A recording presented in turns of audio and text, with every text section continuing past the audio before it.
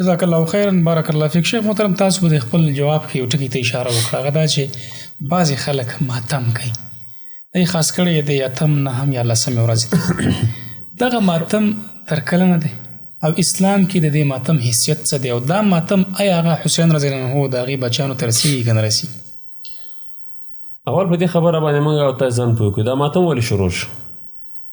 د ماتم پس منظر چې دا ولې شروع شو، یو د عاشورا پس منظر و.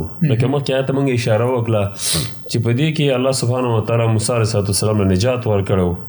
نو موسی علیه السلام د شکرې روژه ونیوله، بني اسرائیل ونیوله. بیا د هغې نه وروسته نبي کریم صلی الله علیه وسلم ونیوله. هغه د محرم پس منظر و، هغه د محرم فضیلت و. اوس دې عاشورا کې دا ماتم څنګه شروع شو؟ دا یو ډېر یو تاریخي پس منظر لري. اوس راشي زمونږ په اسلام کې د ویر د نیاحت څه حکم دی؟ ګوره دا ترک الزینه احداد، زینت او ډول پرېښودل په مړي باندې نبی کریم صلی الله علیه وسلم وایي چې 3 ورځونه ډېر جایز نه دي. زوی دې مړ شه، پلار دې مړ شه، مور مړه شوه، هر څوک چې مړ شي 3 ورځې به ستا غم وي. د 3 ورځو نه به خو غمونه نه ښکاره کوې، زړه به یې دردېږي خو لیکن اظهار د غم به نه کوې. دا زموږ شریعت دی. مګر ښځه به په خاوند باندې 4 میاشتې او 10 شپې هغه انتظار کوي چې هغه عدت دی د هغې احداد به کوي، ترک الزینه، زینت به پرېږدي. نو دا کسان دا خو د حسین رضی الله تعالی عنه اقربان نو لرې خلک وو چې دی په کلونو کلونو په پیړو دا غمونه کوي او ماتمونه کوي. دا اسلام کې بیخي د ده څه اصل نشته چې دا خلک یو نقطه م راوځي شیخ صاحب.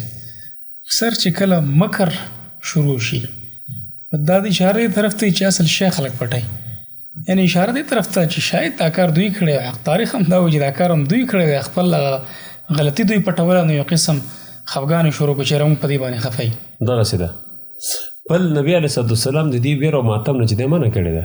صحیح حدیثونه بخاري کې نبی کریم صلی الله علیه وسلم فرمایي لیس منا من ضرب الخدود وشق الجيوب ودعا بدعوى الجاهلیت.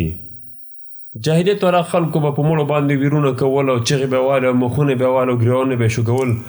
رسول الله صلی الله علیه وسلم ویله چې په غم کې په چا غم راشي او هغه مخ چې دی په څپېړو وایي او هغه ګریوان څیرې کوي او هغه چغې وایي، چغې د جاهلیت چغې وایي چې هغه محاسن صفتونه د مړي په هغه کې یادوي چې ته داسې وي او ته داسې وي.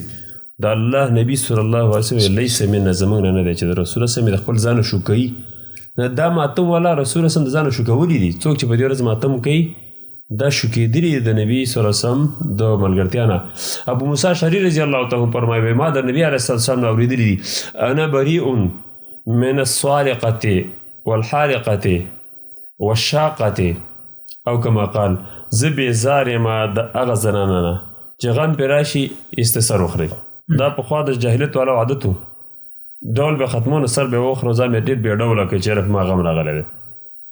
دارنګې ګریوانونه څیرې کوي، دارنګې اوږده اوږده اوازونه وایي، ویرونه کوي. نبي اسلام د بېزاره دی، که دا نارینه او که زنانه چې دا ماتمونه کوي، نبي اسلام د بېزاره. دا ماتم کول په دې ورځ باندې دا د شریعت سره ډېر په ټکراو کې د باید د دې نه موږ ځان وساتو. هر مسلمان دې ځان وساتي که هغه هرې ډلې د ځان منسوبوي.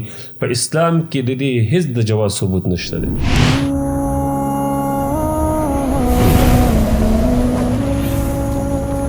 Don't forget to like, share and subscribe.